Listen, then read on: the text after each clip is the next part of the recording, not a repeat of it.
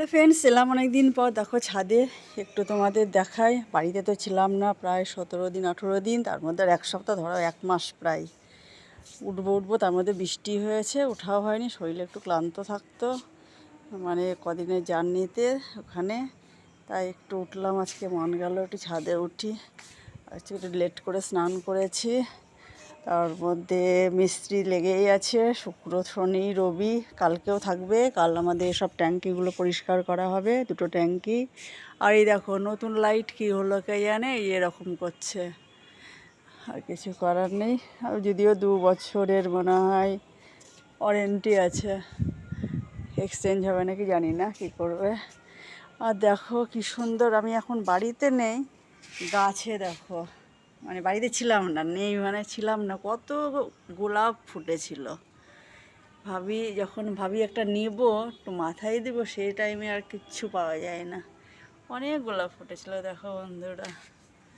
আবার এদিকে পঞ্চমুখী জবা, আর এইদিকে বেলি ফুল দেখো ফুটেছে কত।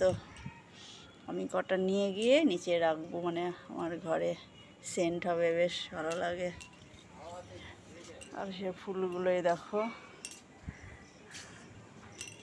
এগুলো আর কি নয়নতারা। আমরা আবার 12 মাসই মানে বলি এই কারণে, মানে 12 মাস ফোটে, এই ফুলের কোনো সিজন নেই, সব সময় পাওয়া যায়। পুজো দিয়ে এই ফুলগুলো আরাম বেশি। আর লেবু গাছে কবে হবে লেবু কে জানে, গাছটা তো ভালোই হয়েছে। লঙ্কা চারাগুলো হয়েছে, তবে এখন দেখাতে পারছি না, রাত্রি দেখো পুরো অন্ধকার। এই লাইটটা যেতে ডিস্টার্ব হচ্ছে বলেই আরও দেখাতে পারছি না, নাহলে পুরো লাইটে ভালো দেখা যেত। আর এইদিকে দেখো এই গাছগুলো, উঠবো ওঠা হয় না। ছাদে উঠলে আবার নিচে নামতে ইচ্ছা করছে না, এখন নামতে হবে, আবার করতে হবে রান্না, বলতে ডালিয়া, দুপুরের সবজি আছে, এর জন্য একটা সয়াবিন, আর যেটা সর্ষে পোস্ত দিয়ে করেছি, ডাঁটা আলু আর বেগুন দিয়ে তরকারি, এটাই একটু বড় ভিডিও করে ফেললাম আর কি। আর সারাদিন তোমাদের একটু জানিয়ে দিই কী করেছি না করেছি। রান্না বান্না তো কিছু শেয়ারও করতে পারিনি বন্ধুরা ইউটিউবে আর কি।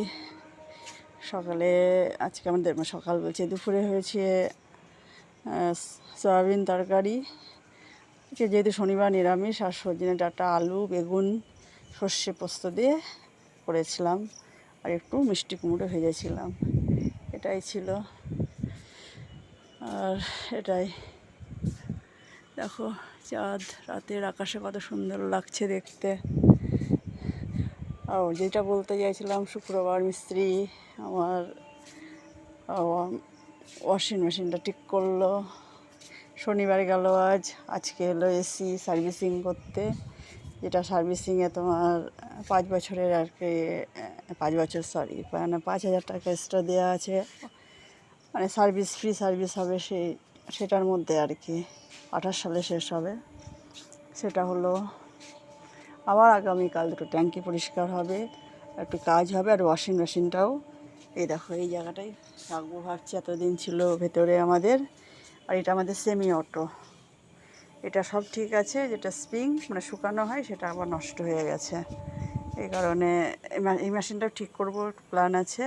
আর যেটা ফুল অটো সেটাও তো রাখবোই এখানে, মানে যেখানে আমাদের বাসন মাজা হয় ওখানে রেখে রেখে পুরো ওয়াশিং মেশিনটা মানে যাচ্ছে তাই হয়ে গেছে, জলের স্পট পড়ে। তবে আমার হাজব্যান্ড খুব মেশিনটার পিছনে খাটলো, খেটে খুটে যাই হোক আগের মতো তো আনার চেষ্টা করেছে, এখন তা চলছে।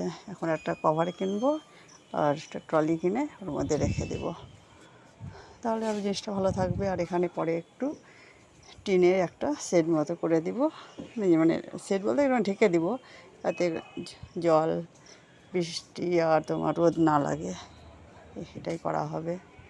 ওই দেখো উনিও উঠেছে, আমি বললাম দেখো লাইটটা কী হচ্ছে, তার জন্য এলো। এটাই আর কি বলি, লাইটটা দেখো কী হয়েছে কে জানে।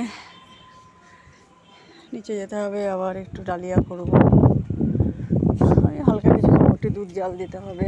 আমার আবার প্রত্যেক 6 সপ্তাহ যে কোনো একটা দিন, মানে শনিবারটাই বেছে নিয়েছি, একটা ওষুধ খেতে হবে আর কি।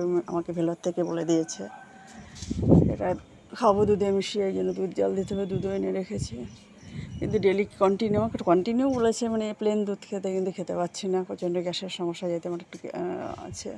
গলব্লাডার স্টোন অপারেশন করেছিলাম, তার থেকে একটু মানে আর ওখান থেকে বলে দিয়েছিল আর কোনোদিনও দুধ টুধ হিসেবে খেতে পারবেন না, কেন এখন হজম তো ডাইরেক্ট করতে হয়। এটাই। ঠিক আছে ফ্রেন্ডস, দেখি কালকে যদি পারি তো মানে আসবই, তবে কালকেও একটু মিস্ত্রি থাকবে। ওকে, রাখি তাহলে। এটাই এখন, বাই। সবাই ভালো থেকো, সুস্থ থেকো, এবং সবার প্রতি খেয়াল রেখো, নিজেও প্রতিও খেয়াল রেখো। ওকে, তোমাদের গুড নাইট জানিয়ে দিলাম। বাই।